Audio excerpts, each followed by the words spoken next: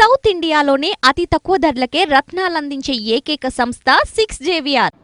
మేము ఎప్పుడు ధీమాగానే ఉన్నాం. పోల్ పర్సంటేజ్తో పని లేదు. గెలుస్తామనే ధీమా ఉంది, గెలుస్తాము. అది వాళ్ళ అభూత కల్పన. పోల్ పర్సంటేజ్ పెరగడానికి మహిళలే కారణం. ప్రతి నియోజకవర్గంలో కూడా 6 నుంచి 8 పోలింగ్ స్టేషన్స్ దగ్గర మా వాళ్ళు ఐపాక్ వాళ్ళు సర్వే చేశారు. మహిళలందరూ కూడా ఏకదాటిన వైఎస్ఆర్ కాంగ్రెస్ పార్టీకి ఓటేశారు. మహిళలు పెద్దగా తరలి వచ్చిన దానికి పోలింగ్ శాతం పెరిగింది తప్ప వీళ్ళు ఏదో మాట్లాడినట్లు అదంతా కూడా అభూత కల్పన అని చెప్తున్నారు. రీజన్ ఏం లేదు, అందరూ బాగా పనిచేశారు.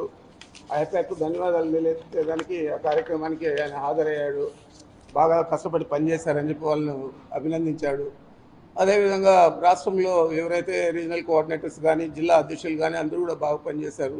మరి అందరి కృషి వల్లే ఈరోజు వైఎస్ఆర్ కాంగ్రెస్ పార్టీ తిరిగి గతంలో కంటే ఎక్కువ మెజార్టీతో అధికారంలోకి వస్తుందని చెప్పి వారు చెప్పడం జరిగింది. చాలా సంతోషదాయకమైంది. ఎందుకంటే ఆల్రెడీ క్యాబినెట్ కూడా రాసేసుకుంటా ఉన్నారు, ఎవరెవరు ఏ క్యాబినెట్ మంత్రి అని. అదేవిధంగా ఎవరెవరు మా ముఖ్యమంత్రి పేషీలో ఉండాలా, ఎవరెవరు ఏ శాఖకు కార్యదర్శిగా ఉండాలని ఐఏఎస్ ఆఫీసర్ లిస్టు, మరి మంత్రుల లిస్టు కూడా తయారు చేసుకుంటా ఉన్నారు. అది చాలా సంతోషం. ఈ ఆఫీస్ అనేది అప్డేట్ చేసేది మామూలుగా ఎవ్రీ ఇయర్ జరుగుతూ ఉంటుంది. అప్డేట్ చేసేది కూడా అడ్డుకోవాలని చెప్పి చంద్రబాబు ప్రయత్నం చేశాడు. అందుకని మాకు వచ్చిన నష్టం ఏం లేదు. ఇప్పుడు ఆల్రెడీ ఈ ఆఫీస్లోనే మంత్రులందరూ కూడా సంతకాలు చేస్తున్నాం, ఫైల్ చేస్తున్నాం. మరి నువ్వు నిలిపేసిన దానివల్ల మాకేం నష్టం లేదు. ఈ రాష్ట్రానికి, ఈ రాష్ట్ర ఖజానాకు ఏదైనా నష్టం జరిగితే జరగచ్చు, కానీ మాకు ఎన్నికలు ఏదాకా ఇంకా వారం 10 రోజుల లోపల కొంపలు మునిగేది ఏం లేదు. ఆ తర్వాత అయినా కూడా అప్డేట్ చేసుకోగలుగుతాం.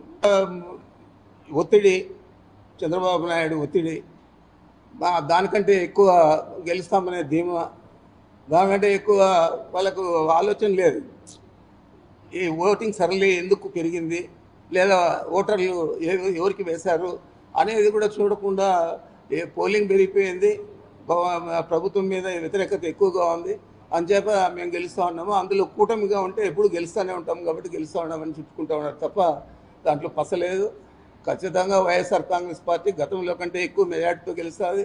మా నాయకుడు 175 to 175 అంటా ఉన్నా కూడా నేను మాత్రం ప్రతిసారి కూడా 151 కంటే ఎక్కువ వస్తాయని ముందు నుంచి చెప్తా ఉన్నాను.